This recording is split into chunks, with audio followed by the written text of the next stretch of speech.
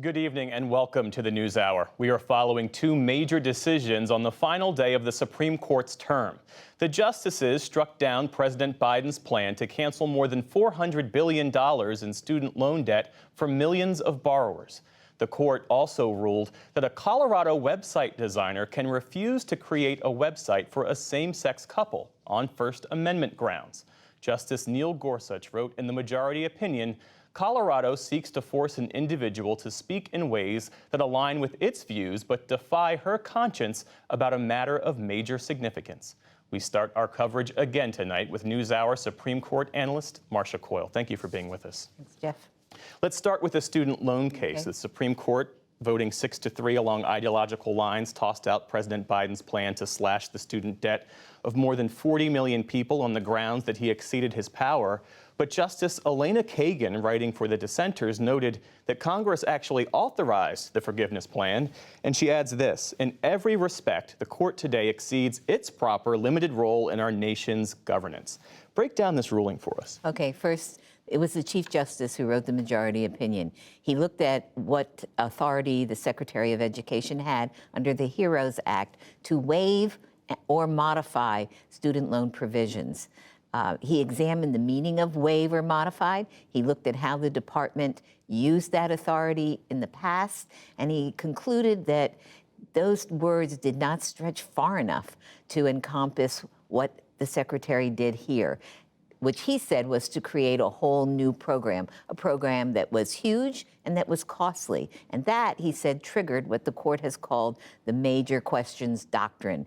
If there is a federal regulation that has vast economic or political significance, then there has to be clear authorization from Congress.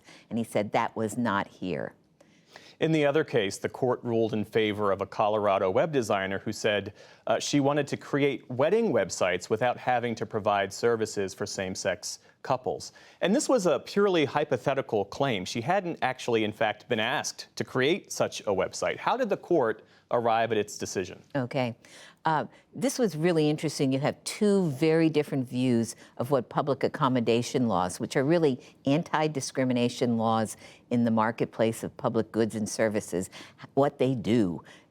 Justice Gorsuch, who wrote the majority opinion, looked at these laws and said, at least in the web designer's case, that it was compelling her to speak against her religious beliefs and that the First Amendment free speech guarantees trump public accommodation laws. Justice Sotomayor, who wrote the dissent, said, no, now wait a minute. Public accommodation laws have always been viewpoint neutral, and that's how they are operating here. They're not compelling any speech. They're saying you just can't act in a certain way to discriminate against protected categories of people, and the law does say, who is protected here.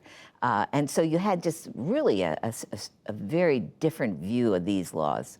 Well, you mentioned Justice Sotomayor's dissent. I'll read part of it. She wrote this: today, the court, for the first time in its history, grants a business open to the public a constitutional right to refuse to serve members of a protected class.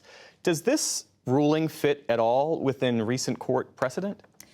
Well, mostly the reliance was on older precedents, either First Amendment precedents or civil rights law precedents.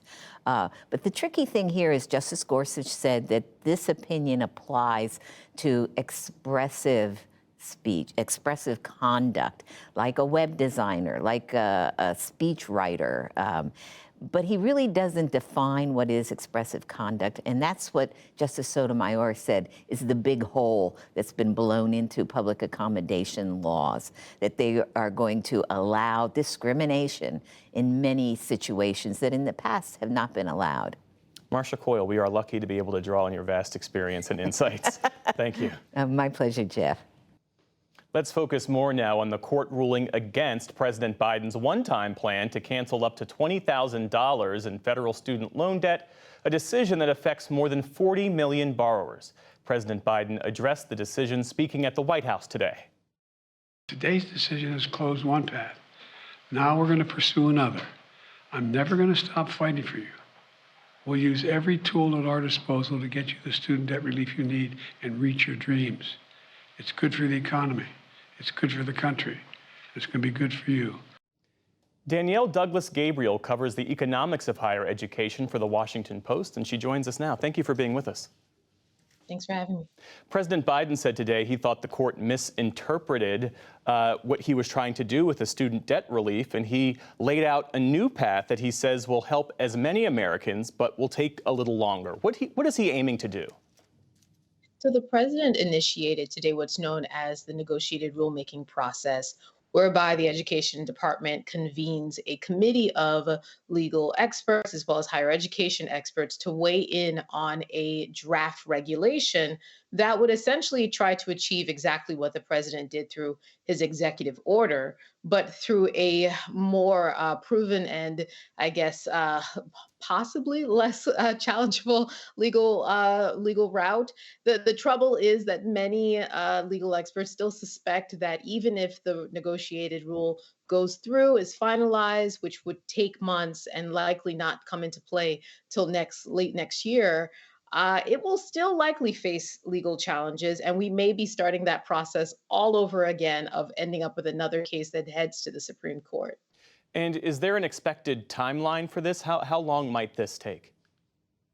Well, I mean, certainly not within until probably the first quarter or so of next year, if not longer. Typically, there is a convening of the negotiators. Then they have to go through various processes of going over a draft regulation from the Department of Education, putting in comments, particular changes.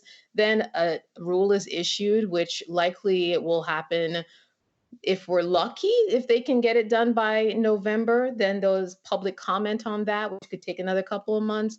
And then if they're able to finalize it by the spring, you could possibly see a rule by following July or so.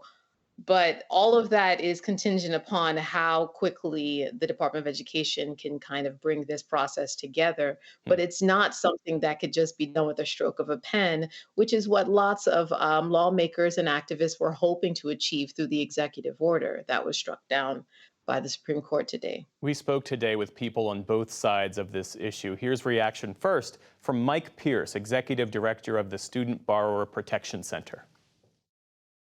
This is devastating for tens of millions of people that depended on President Biden's promise to cancel student debt.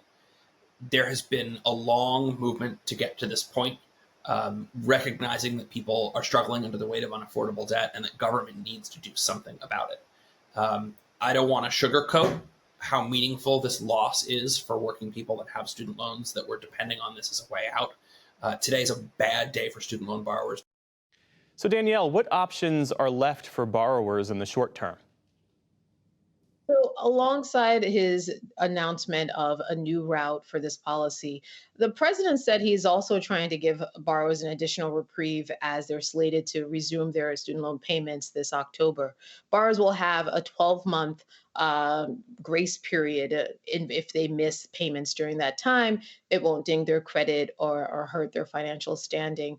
And certainly that would be very helpful to millions of Americans who really didn't know how to anticipate the addition or readdition of their student loan bills, which on average could be as much as 300, if not more, dollars a month for many families.